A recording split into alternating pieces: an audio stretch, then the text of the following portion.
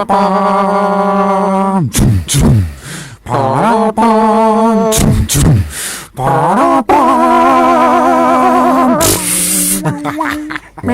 un pájaro, no es un avión, no es un programa, ni una sección. Esto es... ¡Chacho, se me enriscó la perra!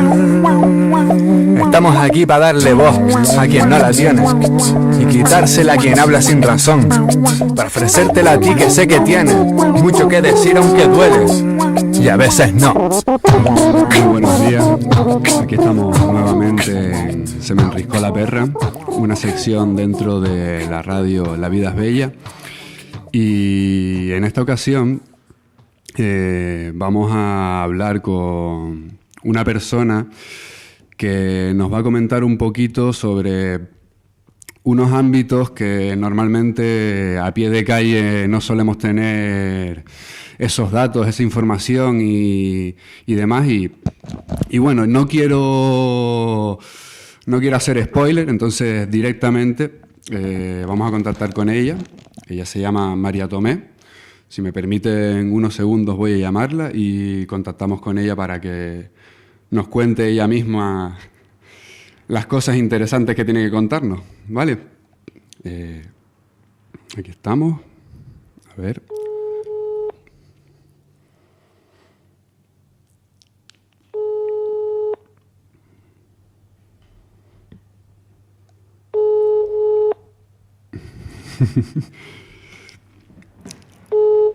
¿Hola? Hola, buenas, María.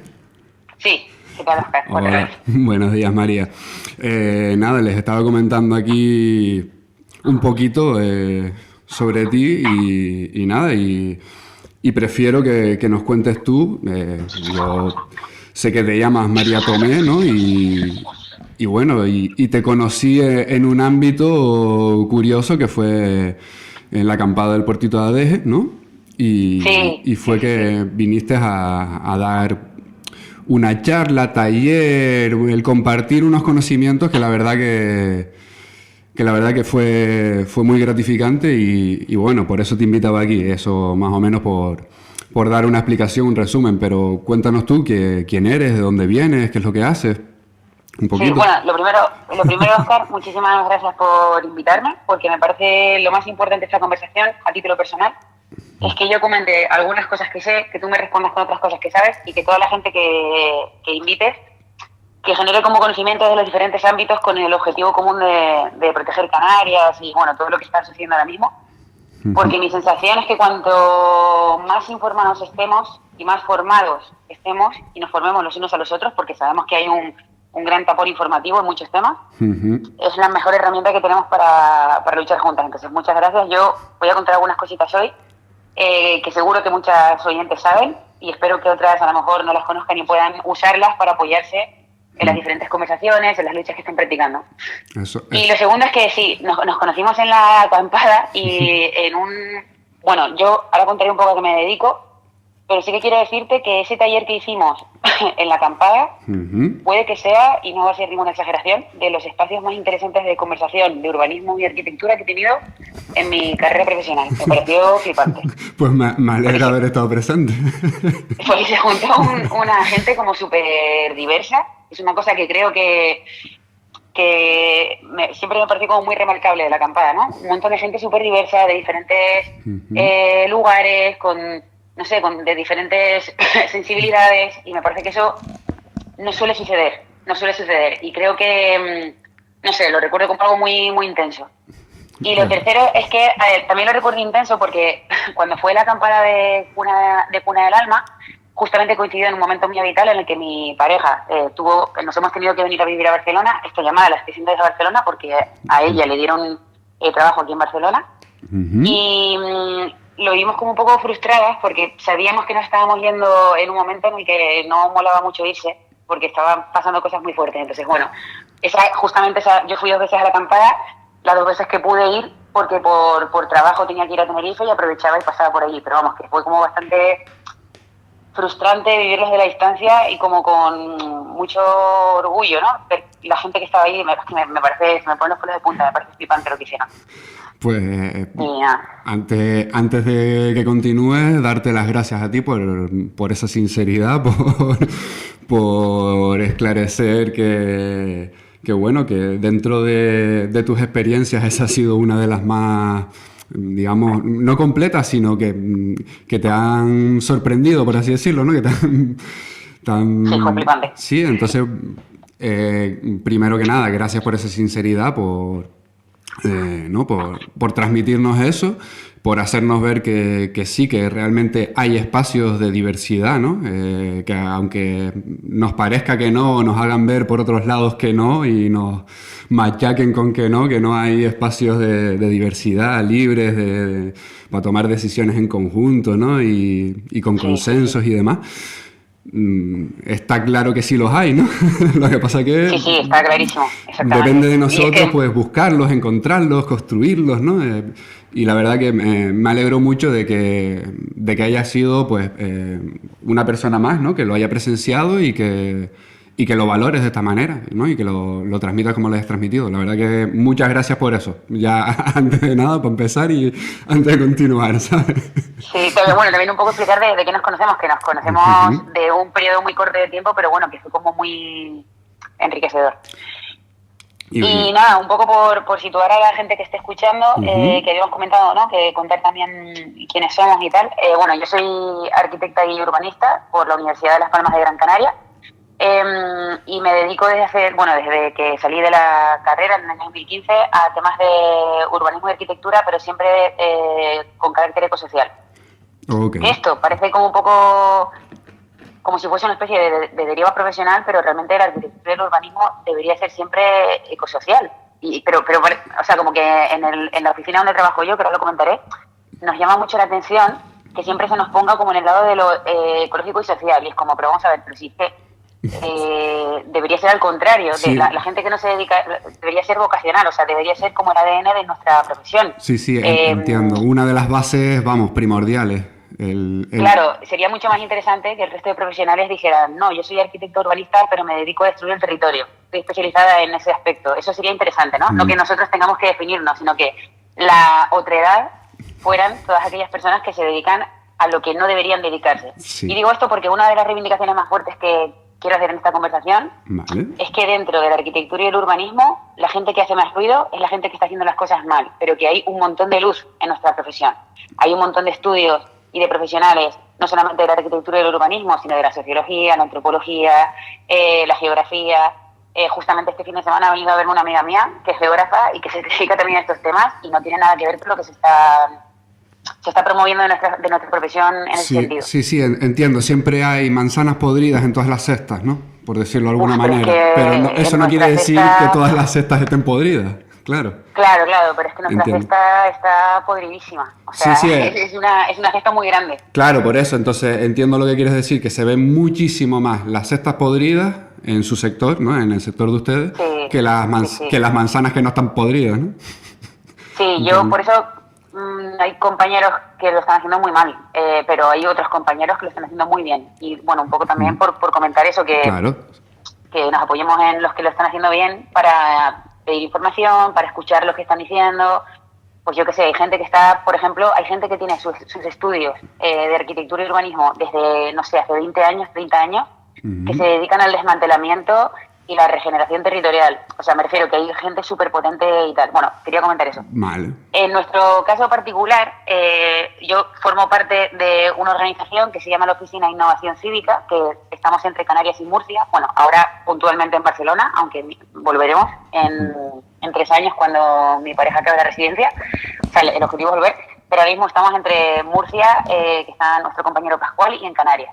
Además, Murcia y Canarias tienen muchas cosas en común, por todos los retos que tiene Murcia ahora mismo con el tema del Mar Menor y todo eso. Vale. Que es otro punto súper interesante.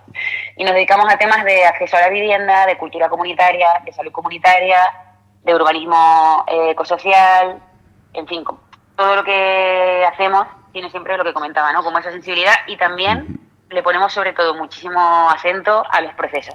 De ahí que nos saliera, bueno, eso fue más bien a mí a título individual, promover un proceso, una conversación, como se suele hacer en el ámbito profesional, en la propia acampada de Cuna del Alma, porque me parecía como, o sea, nos parecía como un gesto, ¿no? De decir, no siempre tiene que ser en un lugar institucional, sino ¿por qué no montar uno de estos talleres cuando se diseñan cosas, una plaza, pero montarlo para ver cómo podemos deshacer este problema. Sí, o plantearlo de otra manera que hasta ahora no se ha planteado normalmente, ¿no? Desde el ámbito de...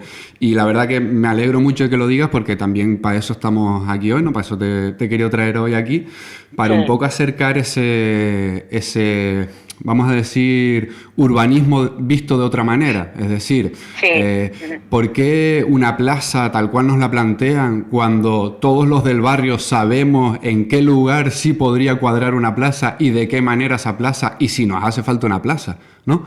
Por decirlo de alguna manera, y la otra es respetando siempre el entorno y la parte histórica, cultural, ¿no? Y mucho más allá de todos los conceptos que podamos nombrar que el territorio tenga, ¿no? Ya de por sí. Y normalmente pues se le presta menos atención al propio territorio que al proyecto que se propone, ¿no? Es como se propone una plaza de una manera, por ejemplo, hablando de tal, sin tener en cuenta el territorio previo, a la gente del territorio y todo eso. Si se hiciera de esa manera, probablemente sería... Bueno, probablemente no, sería todo diferente, seguramente. Hasta los materiales usados. Bueno, claro, totalmente. Perdón. No, sí que, o sea, has hecho una pregunta muy buena, interpela un montón de cosas, ¿no? O sea, el espacio urbano es uno de los grandes catalizadores de conflictos en la historia. En la historia, se dice pronto, desde la primavera árabe hasta el 15M, en fin, han pasado un montón de conflictos, ya no solamente en el espacio urbano como lugar donde se genera el conflicto, sino también el propio motivo. Eso. Por ejemplo, la primavera árabe, pues hubo un conflicto en el espacio público donde a una persona que estaba vendiendo allí, pues la atacaron, la policía le dijo que no podía vender allí y a partir de ahí se lió parda. O sea, si vamos como el milímetro, suceden por muchas cosas más, ¿no? Pero sí que es cierto que hay siempre en un conflicto de esas características hay una chispa. Pues porque no puedes porque tienes que llevar el velo en el espacio público. En fin, el espacio público es como un lugar donde suceden muchas cosas al mismo tiempo. Que si no se mejora la convivencia, se puede encender una cerilla que incendie a tope ese lugar. Y te cuento esto porque precisamente los procesos totalmente unilaterales de toma de decisiones de cómo tiene que ser ese espacio urbano, o lo que nosotros decimos que es el urbanismo de despacho, tenemos todos en la cabeza como esa imagen de un arquitecto, además es que la triada siempre es igual, un arquitecto de los que te cuento, de los que te decía al principio, ¿no? De los que no están haciendo bien la profesión, con un constructor y con un político. La triada es brutal, siempre es lo mismo. Y además, mayoritariamente, históricamente, hombre, blancos, con funcionalidad normativa, en fin, como que es una tipología muy específica que el urbanismo feminista denuncia muchísimo, ¿no? Que están como en una especie de maqueta gigante señalando cómo vamos a vivir las personas los siguientes 30 o 40 años. Es que es muy fuerte y eso es una de las primeras cosas. Cualquier intervención en el espacio público, por cómo están diseñadas las cosas ahora mismo, son diseños que nos vamos a estar comiendo la ciudadanía durante décadas. Décadas, si no durante siglos. Entonces, una de las cosas que se está reclamando, pero no ahora, sino desde hace más de 50 años, es que el urbanismo tiene que ser una profesión infinitamente más coral, donde el diseño no sea una persona en su despacho ni en su mesa, sino que sea la mediación de los saberes y las ideas, pero ya no de la gente, sino de la vecindad próxima. No tiene que diseñar un espacio urbano una persona que vive en otro lugar, tiene que diseñarla la vecina que lo va a estar cuidando. Y esto es muy importante. Carlos es uno de los compañeros de Banda Bisagra y profesor de diseño de la Universidad de La Laguna, y él siempre me acordaré de él porque él me explicó hace mucho tiempo lo que era la custodia urbana y me flipó. La custodia urbana es la capacidad que tienen las personas, las vecinas, de cuidar su territorio próximo. Pero puede haber custodia urbana en muchos sentidos. Por ejemplo, yo custodio el territorio cuando aviso de que hay un incendio o cuando desbrozo la huerta para que no se queme el monte, en fin. Entonces, uno de los grandes conflictos de Cuna del Alma, por ejemplo, era qué hace una persona de Bélgica o un grupo de Bélgica que no ha venido nunca a Canarias o que no va a residir en Canarias, que no va a practicar esa custodia del territorio apropiándose de una porción tan grande de territorio. O sea, no la van a cuidar. ya es que trasciende la presencia de la persona, que eso es una de las grandes conversaciones. Okay. Es más bien que tú no estás viviendo aquí, tú vienes de vez en cuando. Entonces, ¿quién va a cuidar esto? ¿Quién va a construir esto? Sí, ¿Quién va a preservar la identidad del pueblo? ¿Quién va a ser parte? ¿Quién va a cuidar a la vecina para que no sufra soledad no deseada? En fin, ¿cómo vamos a cuidarnos las unas a las otras si tú no resides aquí? Lo puedo entender. Por otro lado, ¿no? Otro tipo de leyes que he visto en otros ámbitos que tienen que ver con el abandono de la propiedad, ¿no? Y lo aprovechan en otros ámbitos para tirar para el otro lado. Pero bueno, sí. Entiendo por dónde vas, pero no conocía lo de custodia del territorio como, vamos a decir, como derecho. ¿Vale? Claro, es fundamental. Sí, no lo conocía como tal. Muchas gracias por, por enseñarme algo nuevo. Y solo quería hacerte un apunte porque realmente yo he tenido una reflexión al respecto sobre un poco lo que decías, ¿no? Del conflicto que implica el territorio tal cual nos lo han planteado o lo siguen planteando también. Más que nada históricamente, es decir, yo me he planteado en zonas en las que yo vivo y tal, como puede ser la Avenida Naga y demás, ¿no? Por plantear un sitio reconocible. ¿Cómo sería eso antes de la primera carretera que se puso? Bueno, brutal. Es decir, todo lo que culturalmente, históricamente, había antes de esa primera carretera que ya ni de coña, de ninguna manera podemos redescubrir, encontrar o conocer, ¿no? No hay ninguna manera de que nos llegue ese conocimiento o esa transmisión de lo que había, ¿no? Entonces, entiendo muy bien a lo que vas porque hoy en día cosas que barrancos como alguno que podríamos nombrar que conocemos hoy en día, dentro de 50 años a lo mejor ya las próximas generaciones ya no van a saber nunca más lo que era ese barranco, a menos que le enseñemos una foto, cosa que hoy en día sí tenemos. Y aún así, nada. De hecho, una de las cosas que hablaba yo con mi pareja cuando pasaba lo de Cuna del Alma, es que le decía, wow, es que nos hemos ido de Tenerife conociendo el puertito de Armeñime y dentro de 4 años volveremos y no va a haber puertito de Armeñime. Era como una cosa emocional muy fuerte. Eso. Es decir, es que es fuertísimo, o sea, no va a existir, no es un lugar cualquiera. Si no recuerdo mal, creo que es el último pueblo costero del sur de Tenerife que se preservaba, entonces... Sí, como tal, fuerte. Sí. De la zona sur es el único pueblo pesquero, que se mantiene como tal más o menos. Bueno, pues siempre han habido algunas... Pues eso... Bueno, sí, dime. Es que eso que estás comentando tú, ¿no? De cómo cambia la orografía de un lugar de una forma unilateral, esto es importante, es muy fuerte y lo hemos comentado bastante. Pero a ver, la orografía de los lugares, pues porque por necesidad, en fin, por lo que ha pasado en La Palmar, por ejemplo, o sea, el territorio, aunque es un bien súper finito y especialmente frágil en Canarias, está vivo, tiene cambios, tiene inercias, tiene una serie de cuestiones. Yo creo que el conflicto viene cuando cambia de una forma unilateral y sobre todo por los privilegios y beneficios de unos pocos. O sea, yo no, como persona de Canarias, yo no me sentiría mal si decidiéramos que algún aspecto de nuestra isla tuviera que cambiar por alguna necesidad, respetando los ecosistemas o por lo que fuera, ¿no? Sí, yo creo que la crispación tan fuerte viene porque se están proponiendo... El otro día leí que se quería proponer que el carril de no sé si será cierto, porque me pareció tan bestia, que la autopista, hay un gran conflicto por saber histórico, por saber en Tenerife si se amplía la autopista o no. Y como no se quiere ampliar, uno de los conflictos es que siga devorando territorio, un político proponía que se hicieran en 2 alturas. O sea, ese tipo de cosas pasan constantemente. Por eso decíamos al principio que lo más importante es que cada persona que reside en Canarias sepa lo que no hay que hacer.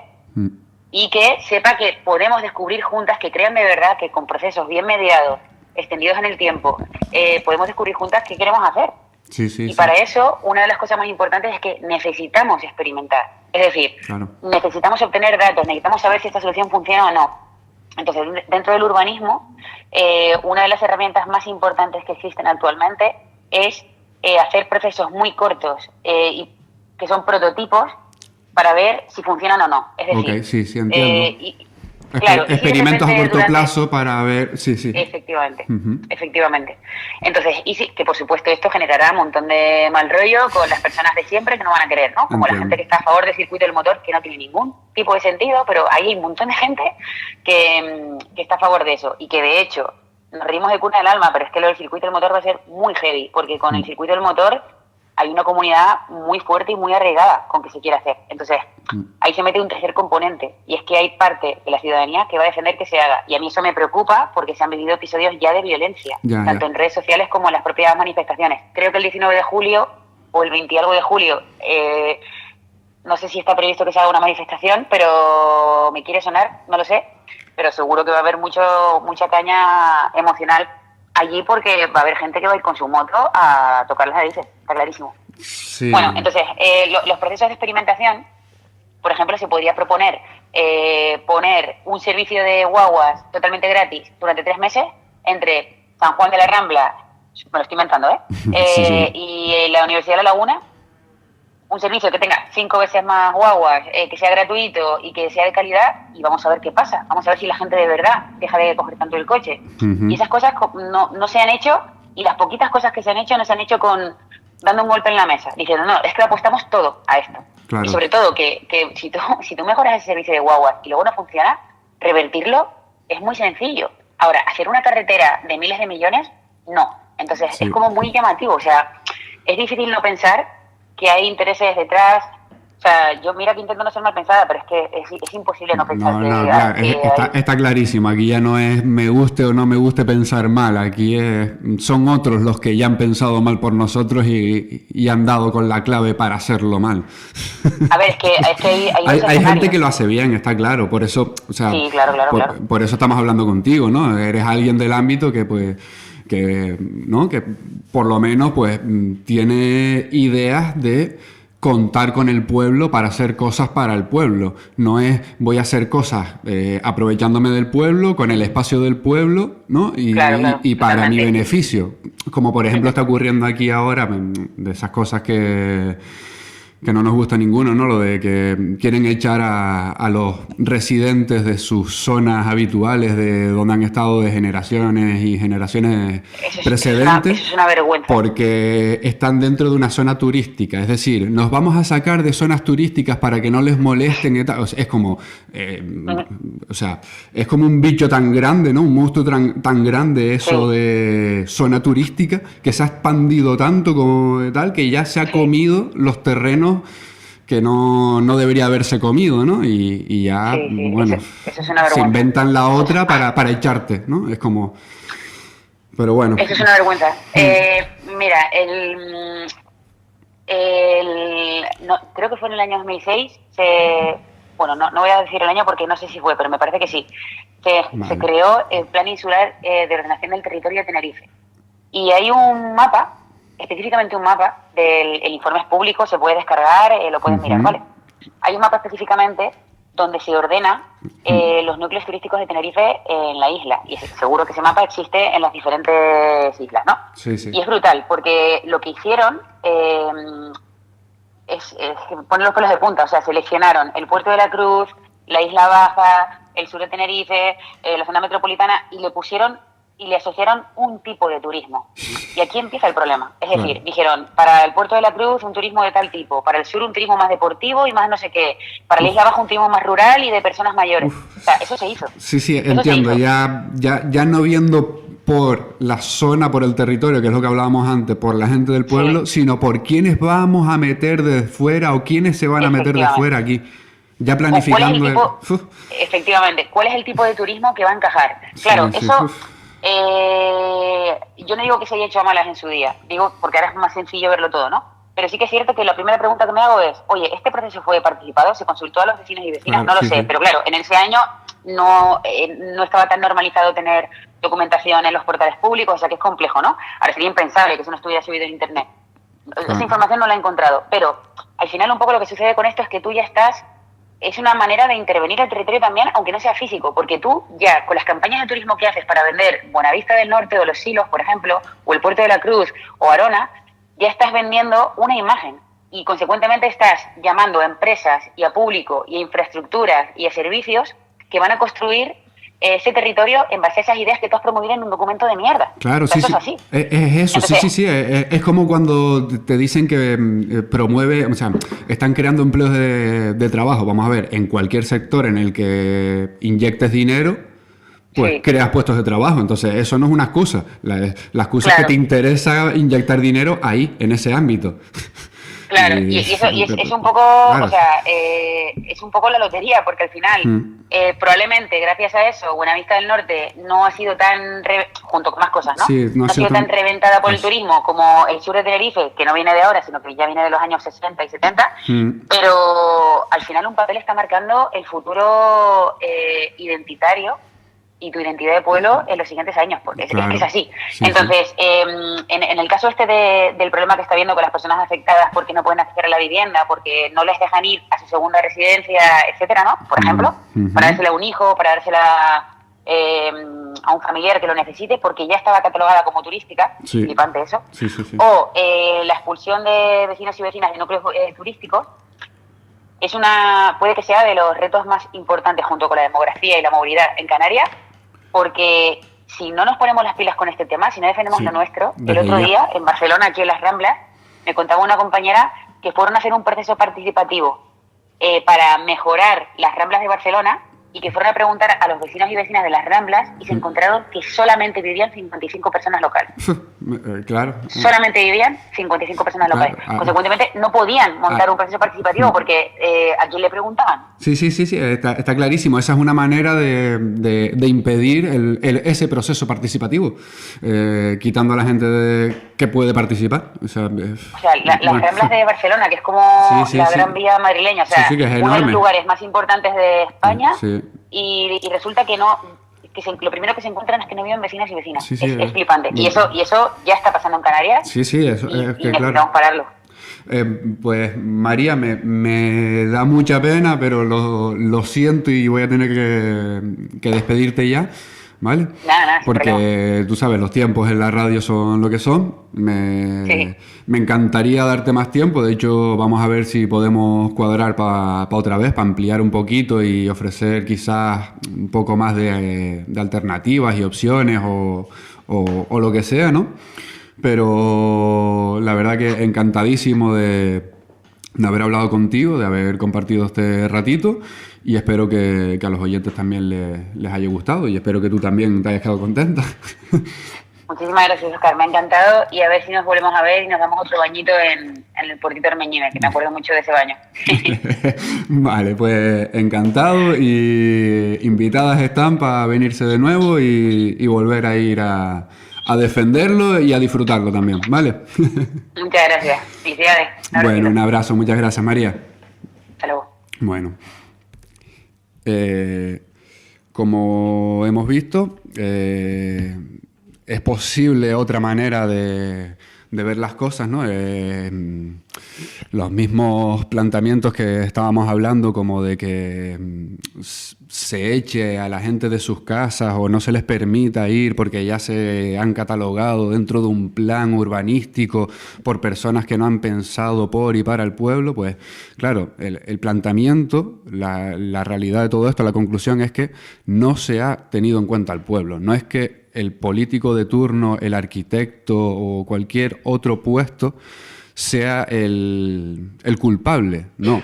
Políticos también podrían ser buenos, lo que pasa es que ningún ejemplo de político ha sido bueno.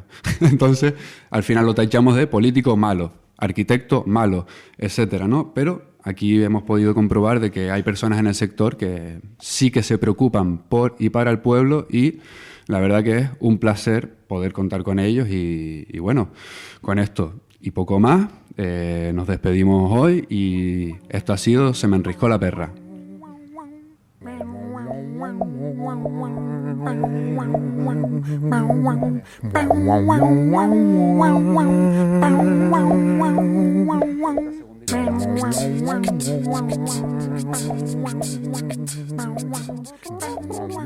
Wow.